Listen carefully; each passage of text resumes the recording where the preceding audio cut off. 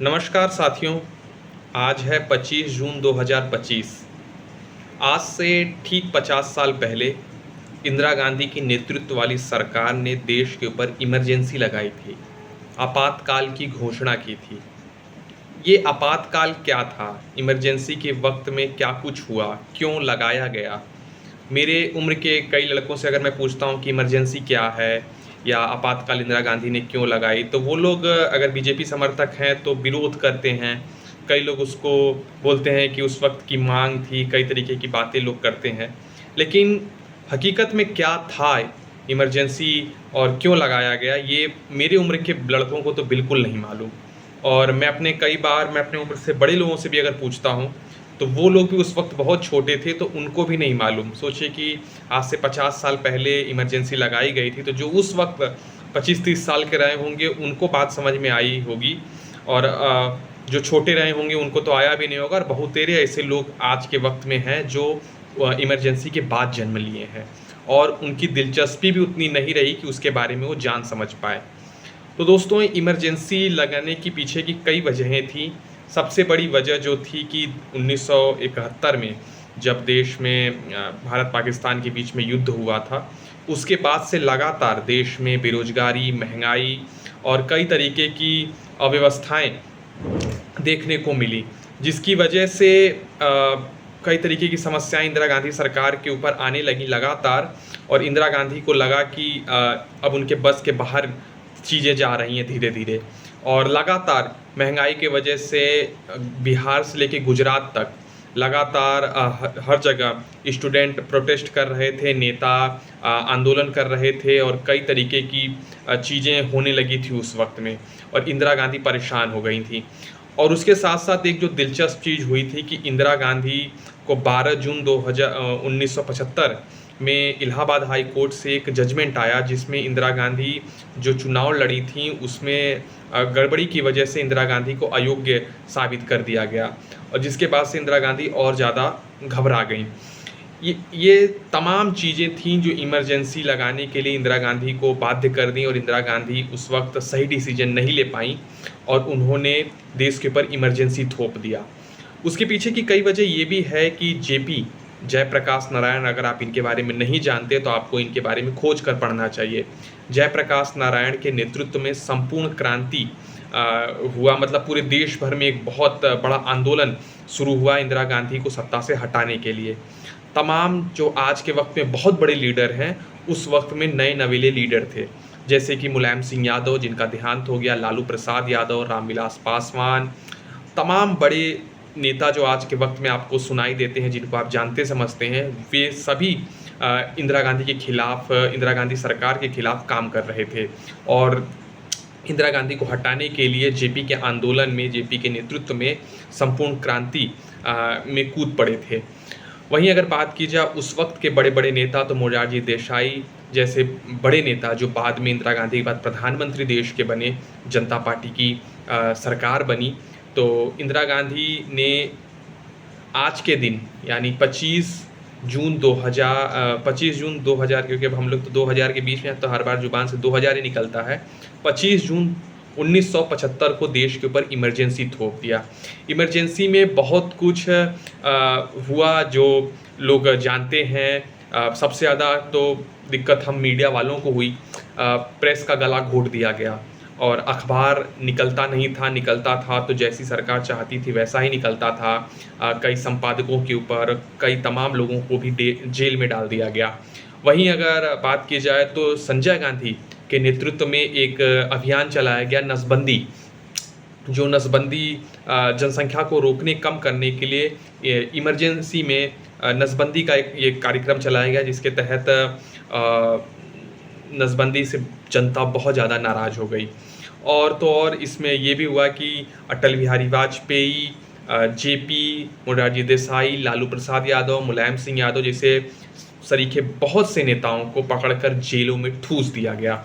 और लगभग ये इमरजेंसी जो चला था वो 1977 तक ये इमरजेंसी चला था, लगभग 2 साल के आसपास। मैं आपको एग्जैक्ट डेट बता देता हूँ कि कब से कब तक। ये 21 मार्च 1977 तक ये पूरा आपातकाल चला था और ये आपातकाल अनुच्छेद 352 के तहत अगर देश में अशांति का माहौल हो जाए तो उसके लिए ये लगाया जाता है।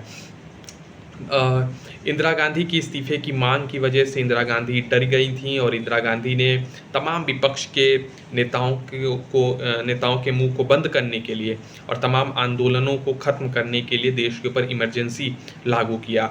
जो चुनाव 5 साल पे होते थे वो चुनाव 7 साल पे हुए और 6 साल पे हुए और इंदिरा गांधी चुनाव में गईं और चुनाव हार गईं और इंदिरा गांधी पहली देश की इकलौती प्रधानमंत्री रहीं जो अपना खुद चुनाव तक हार गईं। अपना जो वो लोकसभा का चुनाव लड़ रही थी रायबरेली से, वो चुनाव भी वो लोकसभा का हार जाती हैं। और उसके बाद जनता पार्टी की सरकार पूरे देश भर में तमाम विपक्षी पार्टियां एक होकर चुनाव में जाती हैं और चुनाव लड़ के जीतती हैं। और जीतने के बाद मोरारजी देसाई जो कि इंदिरा गांधी सरकार में मंत्री थे और पहले भी मंत्री थे, गुजरात के मुख्यमंत्री थे, उनको देश का प्रधानमंत्री बनाया गया। हालांकि वो सरकार लंबे समय तक नहीं चल पाई। उसके बाद चौधरी चरण सिंह देश के प्रधानमंत्री बने और उसके बाद फिर से 1980 में, जबकि आपको मालूम होगा कि कोई भी चुनाव जीतता है तो 5 साल सरकार चलती है, जबकि ऐसा नहीं हो पाया क्योंकि मिली-जुली सरकार थी, किसी एक पार्टी को बहुमत नहीं था। तो और आप जानते हैं कि जब कोई मलाई का कटोरा किसी को मिलता है पहली बार गैर कांग्रेसी सरकार बनी थी। उससे पहले लगातार जवाहरलाल नेहरू प्रधानमंत्री थे, लाल बहादुर शास्त्री प्रधानमंत्री थे और इंदिरा गांधी प्रधानमंत्री थी। इसके बीच में कभी कोई दूसरी पार्टी सत्ता में नहीं आई, कोई दूसरा दल सत्ता में नहीं आया। कांग्रेस का ही जलवा जलाल उस समय हुआ करता था। लेकिन 1977 में इंदिरा गांधी की हार के बाद, इंदिरा गांधी हारी ही इसी वजह से क्योंकि उन्होंने इमरजेंसी लगाया। इतना ज़्यादा प्रताड़ना लोगों की हुई, जनता नसबंदी से परेशान थी, भूखमरी और तमाम तरीके की महंगाई और इन समस्याओं से जनता भी जूझ रही थी और नेता तो एक तरफ जनता परेशान थी तो उसका फ़ायदा उठा के विपक्ष के नेता सरकार को घेरने का काम तो कर ही रहे थे। तो इन तमाम वजहों से इंदिरा गांधी ने इमरजेंसी लगाया और इमरजेंसी जो था वो देश के लिए एक बुरा दिन साबित हुआ। और इंदिरा गांधी ने, ऐसा राहुल गांधी का कहना है, एक इंटरव्यू आप रवीश कुमार का इंटरव्यू मैंने सुना था, उसमें राहुल गांधी कह रहे थे कि उनकी दादी, इंदिरा गांधी उनकी दादी हैं, इंदिरा गांधी ने जो कुछ भी उसमें फैसले लिए वो बिल्कुल गलत थे और इसको खुद इंदिरा गांधी ने भी माना कि उस वक्त के सारे फैसले गलत थे, उन्होंने बहुत बड़ी गलती कर दी। और बीजेपी लगातार इस मुद्दे को उठाती रहती है, इमरजेंसी को उठाती रहती है। तो मुझे लगा कि इस सारे पे एक वीडियो बनाना चाहिए कि इमरजेंसी के दौरान क्या कुछ हुआ, क्यों इमरजेंसी लगाई गई और इमरजेंसी का बीजेपी आज भी इतना विरोध क्यों करती है। देखिए, बीजेपी का विरोध करने की बड़ी वजह है कि वो कांग्रेस का विरोध करना चाहती है। बीजेपी परिवारवाद का विरोध इसलिए करती है क्योंकि वो तमाम पार्टियां का विरोध करना चाहती है, इसलिए वो इमरजेंसी का भी बहुत बढ़-चढ़ कर विरोध करती है क्योंकि वो इंदिरा गांधी ने लगाया था। और नो डाउट कि इमरजेंसी बहुत ज़्यादा गलत था पूरे देश के लिए और बहुत से लोगों को परेशानियां हुई, बहुत से लोगों को जेल में रहना पड़ा। आपको एक दिलचस्प बात बताऊं कि लालू प्रसाद यादव उस वक्त जेल में थे। 77 में पहली बार वो सांसद बने, तो 75 में उनको जेल में डाल दिया गया और उस दौरान उनको पहली बेटी जो हुई उसका नाम उन्होंने मीसा भारती रखा। मीसा के तहत ही सबको गिरफ्तार किया गया था, इसलिए उन्होंने अपनी बेटी का नाम भी मीसा ही रख दिया। खैर, आपको हमारा ये वीडियो कैसा लगा हमें कमेंट करके ज़रूर बताइएगा और अगर आप इसको और डिटेल में जानना चाहते हैं तो आप कमेंट कीजिए।